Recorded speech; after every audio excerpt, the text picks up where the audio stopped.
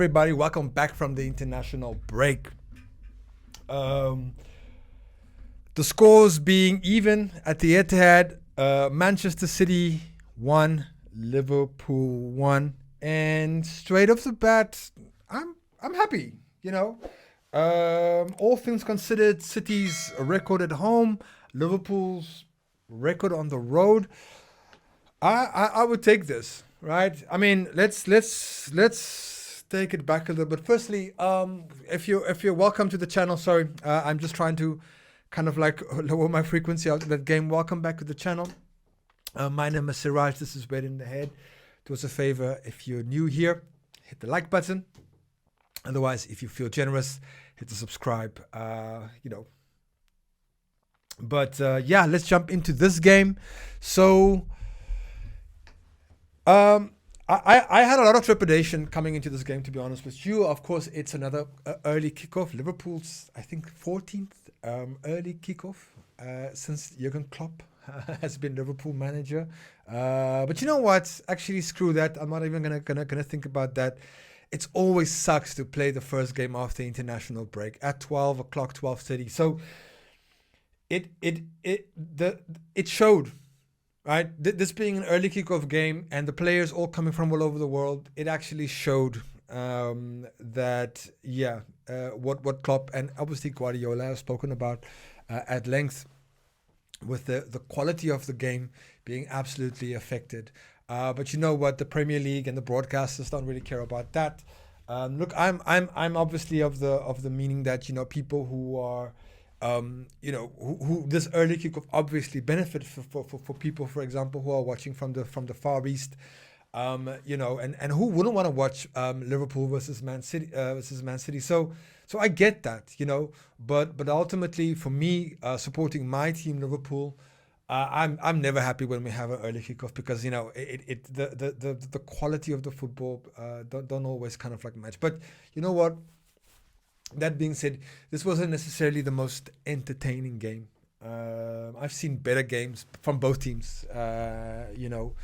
I saw flashes of real brilliance, and look, there were a lot of moments in the game where you had like hand in your mouth and your heart was in your ass and all that kind of stuff. But overall, it looked like two teams just giving it their all, but not really producing the magic is what we were kind of expecting. Just of course, you had the Haaland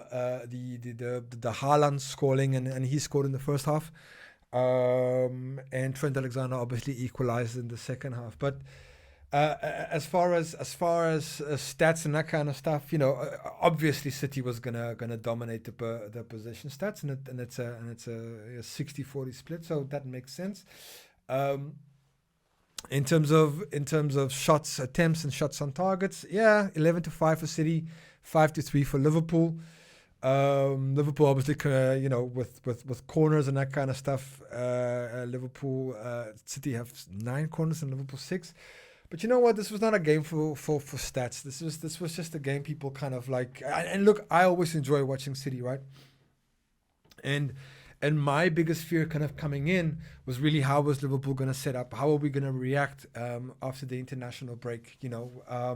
Because for me, like, I'm really happy that we got a lot of our injured players back. I think I was hoping that today Konate might start, but Matip did a fine job, and he's certainly, for me, one of the players who would be in contenders for the man of the match.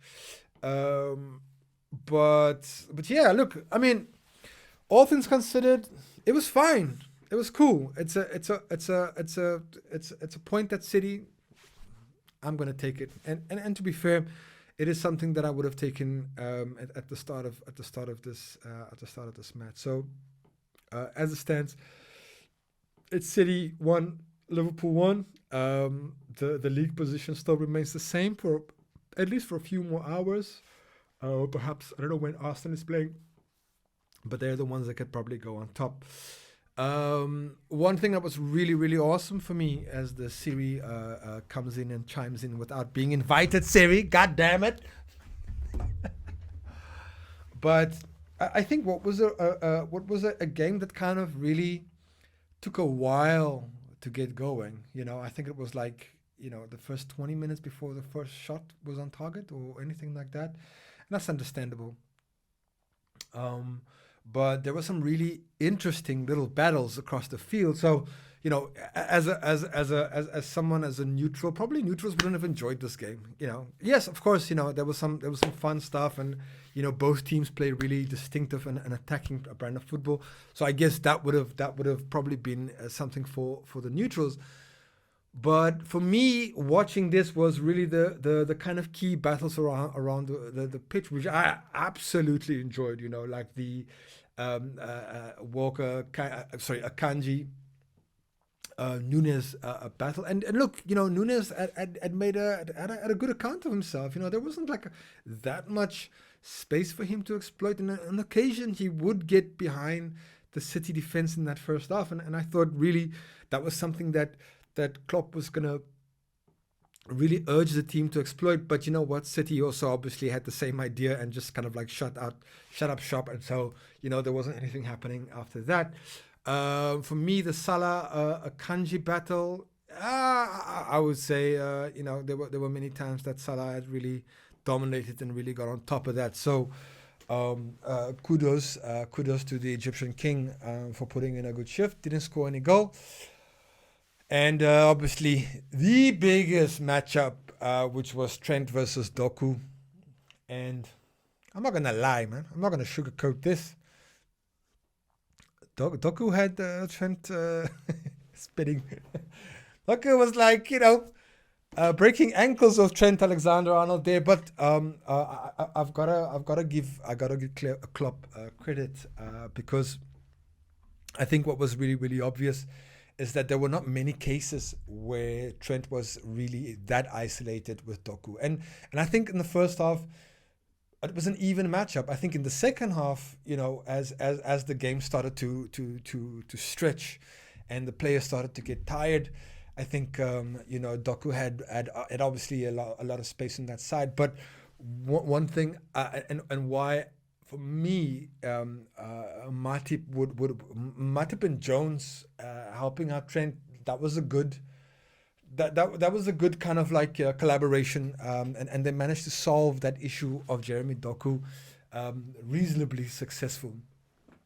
I'm a big fan. I've always been a fan of Jeremy Doku. I had thought that Liverpool were going to sign him.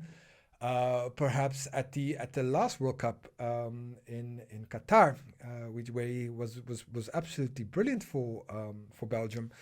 But that being said, though, I really loved how Matip and Trent would combine and manage to solve that problem. So bar a few situations here and there that really put my heart in my ass, I thought that overall the defense did a fantastic job, both keeping Haaland and Doku and Bernardo Silva to a large degree, and Julian Alvarez quiet.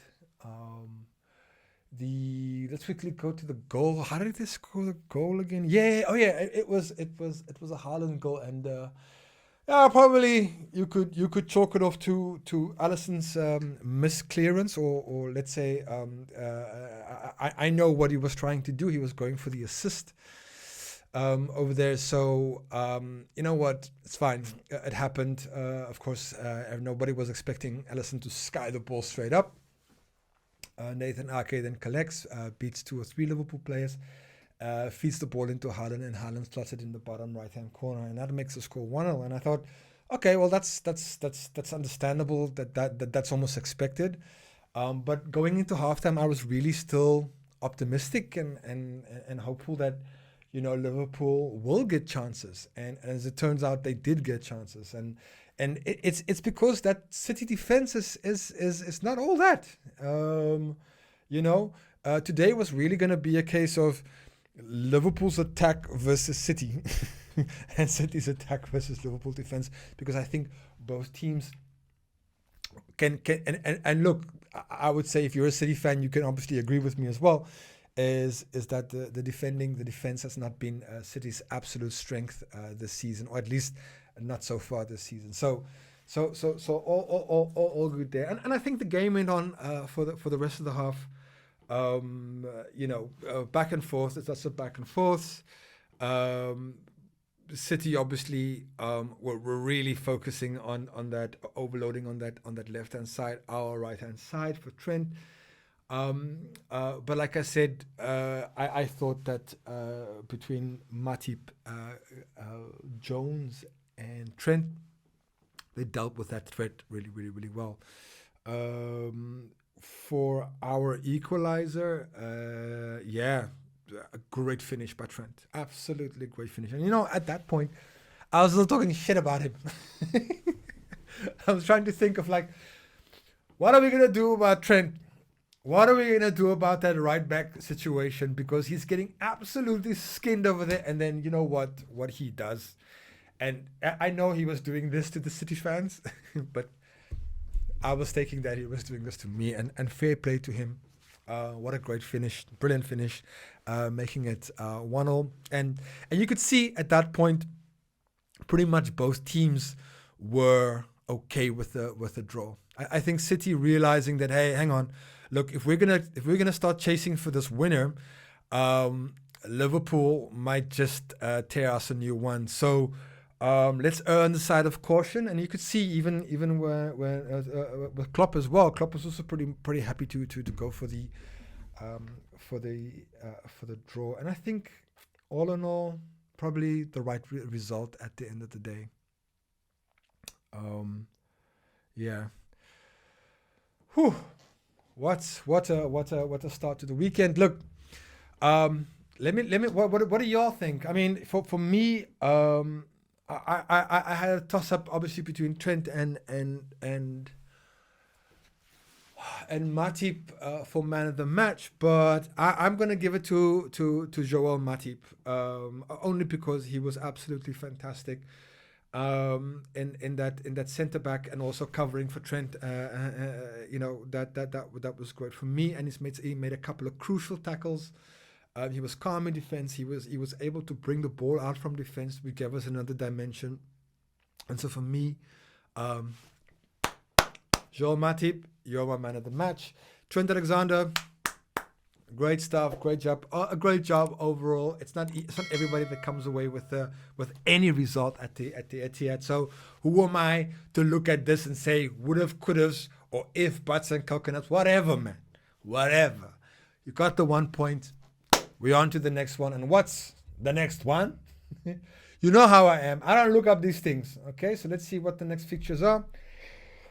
What have we got next? Fulham. Okay, so 3rd of December, it's on a Sunday. We play at Anfield, and we should be getting Fulham. So you know what? We go again. It's the end of the season. Hey, just want to give a big shout out to all of you who've subscribed. I really appreciate it. Do us a favor. If you like this video, it helps us out with the algorithm, of course. And as this channel continues to grow, I grow as well, and we all go together. Thank you, everybody, for watching. See you all next Sunday. We go again, and I'll see you later.